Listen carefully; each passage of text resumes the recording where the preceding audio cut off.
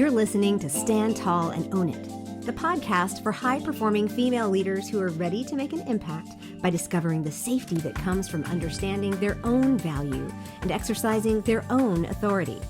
I'm your host, Andrea Johnson, and I'm here to tell you it is time to just truly be you, my strong friend.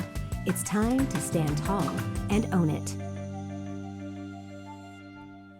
Hey there, welcome back to another episode of Stand Tall and Own It. I'm Andrea Johnson, the Intentional Optimist, and we just finished up a 10-episode series on all the different types of personality and productivity tools that I have used over the years that have kind of helped me to stand tall and own who I am. They've given me the foundation and the roots that I needed to weather some storms and to take care of things the way I needed to. And ultimately, they've helped me uncover who I am and own my own message and be able to deliver it to you on a regular basis. And I'm hearing some really good things about them. As a matter of fact, I was on an interview with a podcaster this week, and he even said, I listened to your latest episode and it was fabulous. I said, well, thank you. So it's good to know that I'm meeting some needs and that we're out there, but I'm also hearing, along with the, ooh, this is really good, and ooh, that was really amazing, and I'm so glad I did this, I'm also hearing a lot of hard things that my friends and my clients are going through right now. I don't know what's in the water. I don't know if it's like this where you are, but I want to make sure that I pop in here today and share with you the idea that all of these tools are amazing, but none of these tools is your answer. None of them. They all have answers for you. They all give you some really good information about yourself. They give you insights to your unique makeup, but they aren't your answer. You need to know who you are and what you need. They don't know where you are on your journey. Only you know that. So the question is, how do you filter out what's for you and what's not for you? Because we can always, and I am so guilty of this, we can always look for the next cool thing. Trust me, I've done it. And I'm sure as my podcast producer is editing this episode, she's laughing and saying, yes, you do. She calls it shiny object syndrome. That's just who I am. And a lot of times, I'm guilty of this, I think I need that tool. I think I need it. But the answer, my friend, if that's you, is never outside of you. It's always inside of you that you're looking for, the things that you're looking for, the confidence, the impact, the leadership.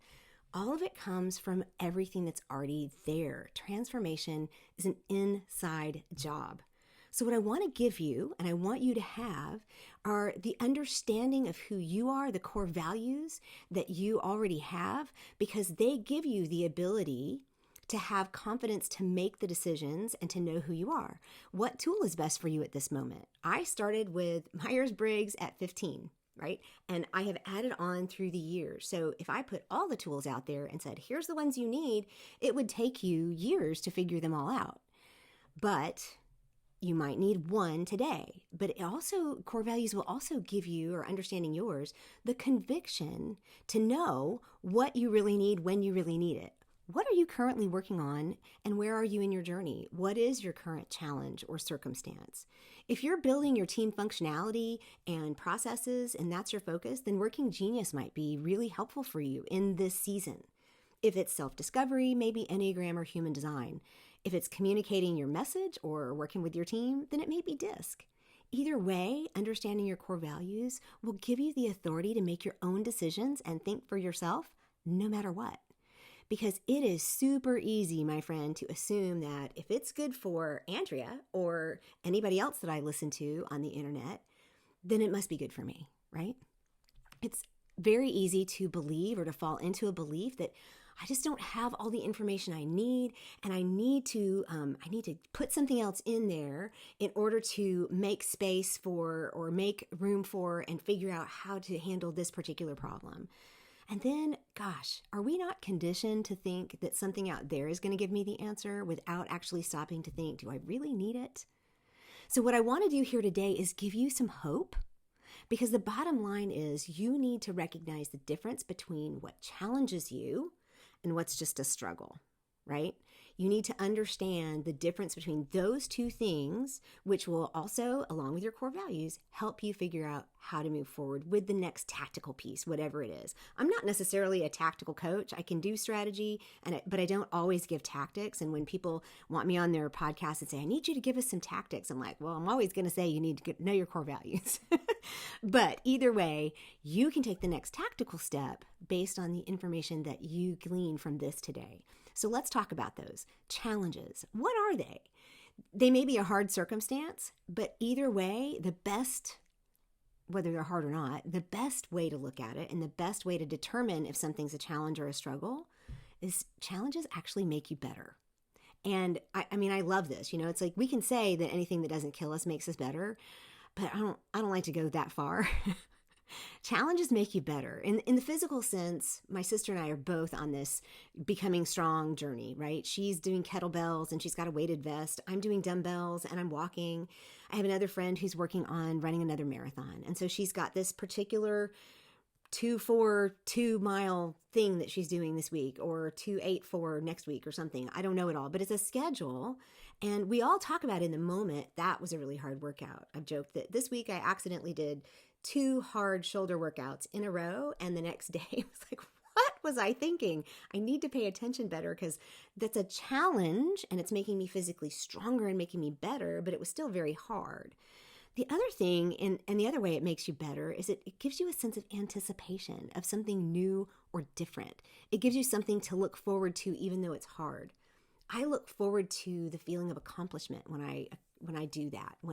And my friend looks forward to the feeling of accomplishment when she actually runs her next half marathon or marathon.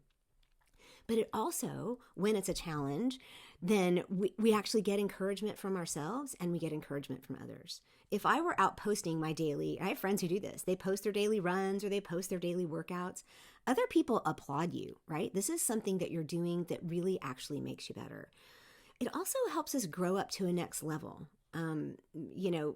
It's really hard to go from step 1 to step 5, but if you're going to step 2 and step 3 and step 4, then each step gives you the energy and the strength and the stamina that you need to reach the next one. But the other thing it does is it builds your courage. When we are willing to see something as an adventure, then we have the strength and the courage to do it. So it builds up that courage muscle, and it also deepens your understanding. With each new challenge, you know yourself better. Right? You understand, oh, this is how I react in that kind of a situation. This is why this particular thing was harder for me. Or, man, I'm not going to do 2 shoulder workouts in a row, right? But struggles, on the other hand, challenges make you better and struggles bog you down. They kill your energy. Instead of being anticipatory or instead of anticipating what you want to do, you feel anxious about it, less than, fearful, like you might lose out. I tend to close my eyes or stick my head in the sand like an ostrich. I even turned down a PR opportunity this last week because I could tell that my business was not ready to take advantage of it. And all I was going to do was walk into a PR opportunity where they were going to try and promote me and I was going to have this anxiety energy. That's not going to help me, right? So that shows you where I actually could recognize this was going to be a struggle. But struggles also make you stagnant, right? They manage the status quo or they pull you backwards. Do you feel like you're taking 1 step forward and 2 steps back? Ask yourself why. Could you get out of it, or do you need to endure it until it's past? And the other thing is, a lot of times we don't choose struggles. Sometimes we do, but sometimes we don't. And if you did choose it, well, then do you need to continue? If you didn't choose it, well, what can you do about that? Struggles also give you this really false sense of being present. You're stuck, you're mired down, but the reality is you're really missing the bigger picture. Instead of being present, you're just blinded. Struggles also rob you of your purpose, or it maybe illuminates the lack of purpose that you have. Another coach that I love, her name is Jean Tien, and she was on my podcast last fall, I believe, and she talks about the difference between challenge and struggle as one of them is with and one of them is without purpose. Imagine which one is with purpose. That would be challenge. Struggles are when you're doing all the effort without purpose. So sometimes, though, unfortunately, we lose our purpose and we allow a challenge to turn into a struggle because you can reverse it. But the good news is you can reverse it. When you know your core values, when you know who you are, you can make choices and decisions that place your own authority, conviction, passion, and confidence at the forefront, so you can make choices to be in a challenge or turn a struggle into a challenge by lifting yourself up to where you can see that bigger picture rather than being a struggle. So I just invite you today to get curious about your ABCs. What are you assuming about your hard circumstances? Is it a challenge where you're anticipating and you're growing? Or is it a struggle where you just have lots of anxiety and you're falling backwards? What do you make these things mean, right? What does this hard circumstance mean in your life? What do you believe about it? Once you figure it out and you say, okay, I've answered those questions, now what can I do? Well, if it's a challenge and you've determined it's a challenge, find yourself some cheerleaders. Get yourself an encourager or take a breather. Honey, you might need a little rest. We do need to take rests in between some of these hard things. If you discover or realize it's a struggle, get some help. Maybe some extra hands or minds can be involved in solving that problem or getting you some relief. But most of all, get to know yourself. When I talk about core values, I'm doing this every single day, talking to people about how important it is to understand yours. They are amazed. And I can't tell you how many people say, I never thought of it this way. This is seriously foundational stuff. And if you want to figure out your core values, you can go down in the show notes. There's information down there. But if you go to my website, there's a button right above my head that says Free Core Values Exercise. Download it. Start your journey. Get yourself the confidence and the authority that you need to actually figure out whether things are challenges or struggles, make the decisions for the next tactical moves that you need to make. And then if that's not enough, at the bottom of that page is information on how to get my core value course or how to get some coaching with me along with that course. And I would love to help you because here's the deal, my friend. You got this. You just need to determine if your circumstance is a challenge or a struggle.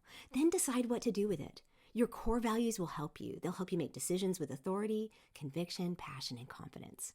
Let me know how this resonated with you. If you have questions, you can DM me on Instagram or LinkedIn. I'm going to respond. You can email me at andrea@theintentionaloptimist.com. Or if you're watching this on YouTube, please subscribe and share it with a friend. The more people that get this message, the further along we will get in actually figuring out who we are and how we help each other. We can do this. Let's do it together. Let's stand tall and own it. Until next time.